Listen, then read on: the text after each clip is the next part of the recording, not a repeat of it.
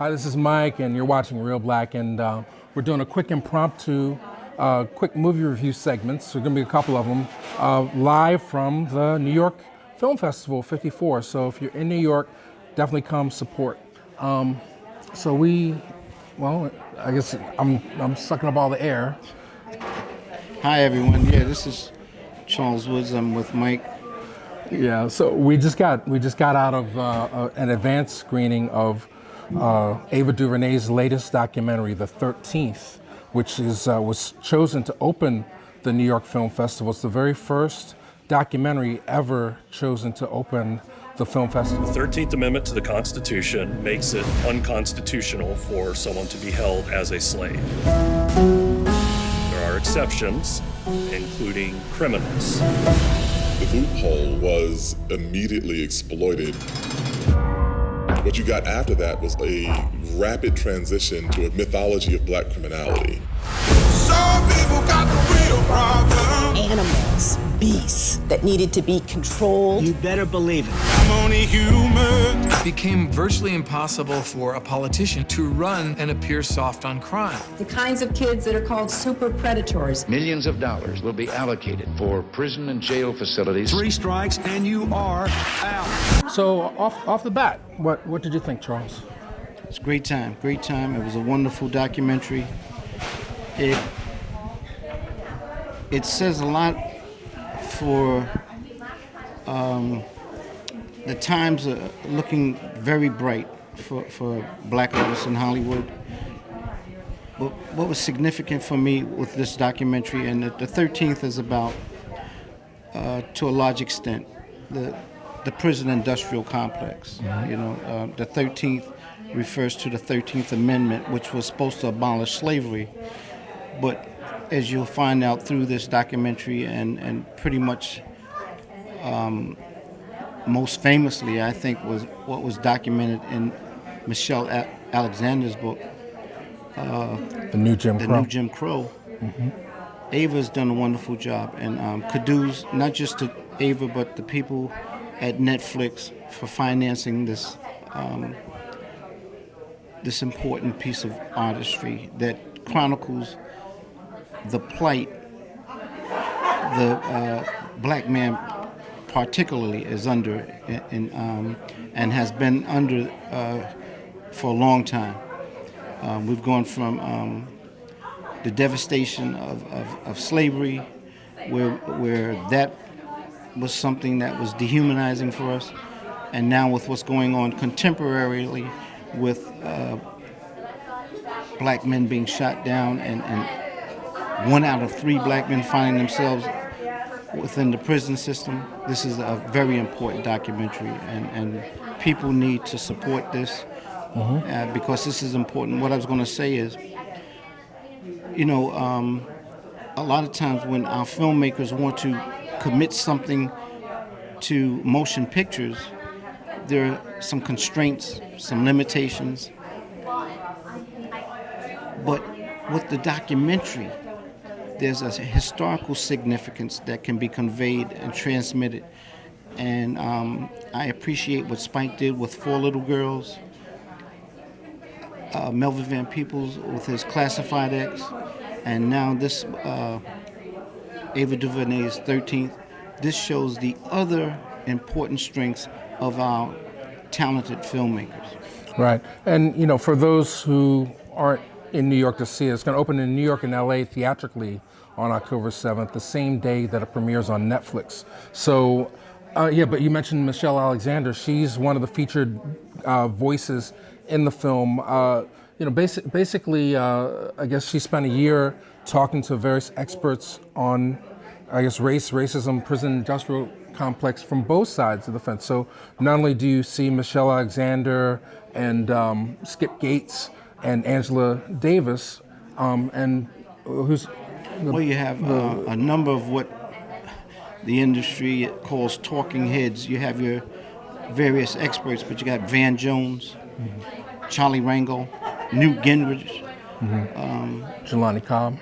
Yeah, so they all break it down from their perspective. How when slavery was abolished, it did not exclude the fact that you could keep people prisoners, and how this society has manipulated the laws over the years to ensure that black folks would stay incarcerated, and even more so. I mean, this may be old news to you.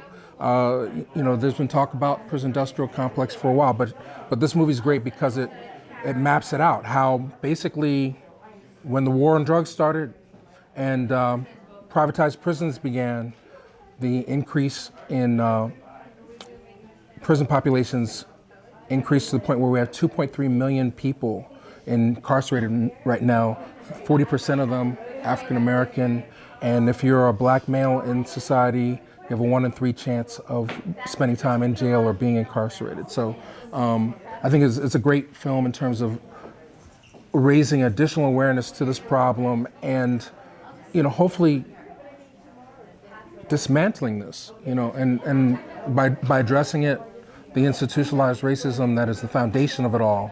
But first and foremost, some of these laws that are putting our people in jail. Yeah, what's a key point of the film is it shows how, if you have cancer, mm-hmm. you go about finding ways to treat cancer. Mm-hmm. And people don't care what you do to it as long as you cure it. With respect to the prison industrial complex, a lot of people are in prison because they have been given this image of being criminals. Mm-hmm. And how they do that is explained in the film. It's reinforced. And for those who are familiar with the professor's mini lectures on black film, the foundation of that is Birth of a Nation, right? D.W. Griffith's Birth of a Nation. As far as imagery is concerned, that was one of the pioneer efforts to show, image-wise, the mm-hmm. black man as a beast, as a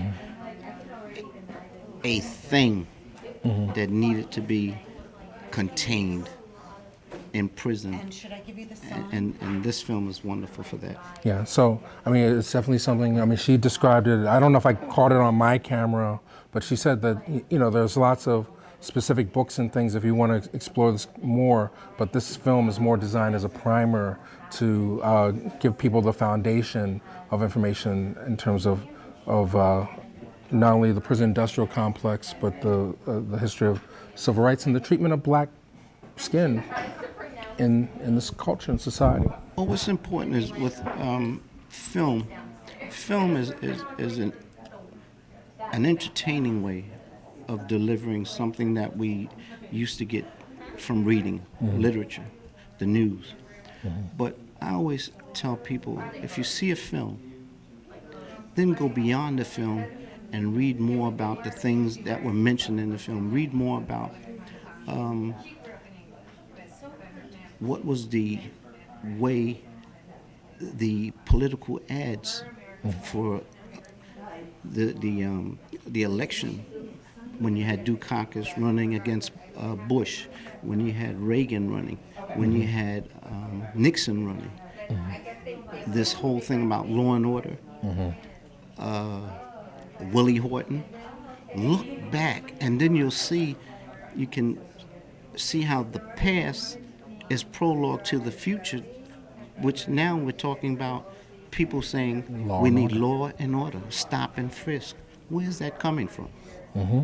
Yeah, so definitely something everybody should see, and it's available. It's called The 13th. It's directed by AVA DuVernay, and I give it high marks. AVA DuVernay without question is on a roll, and I guess the last thing I'll say is it triangulates perfectly with two of our narrative films, Selma and Middle of Nowhere. It almost seems like there's a continuation of some of the ideas that are brought up in that film, or those two films. And, if you're a fan, for sure, check it out.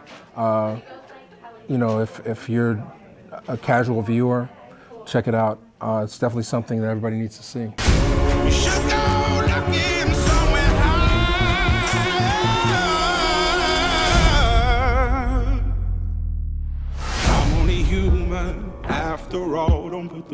shame on me. One of the most common mistakes that independent filmmakers make is feeling like your picture is finished when you lock picture. You focus on actors, cinematography, the writing. People spend 10 years on a screenplay. It's a labor of love. They get the financing. They lock picture, they finish it, and then they expect to hand it off to someone. And as independent filmmakers in 2010, that's not where it ends. You need to be able to market and understand the distribution of your film. Are we doing Wizard of Oz analogies? Are we really doing this? Go for it. But I mean, what they had before was just fine, and they had their own stories, their own way of telling stories, and each other. And that worked on the yellow brick road to freedom.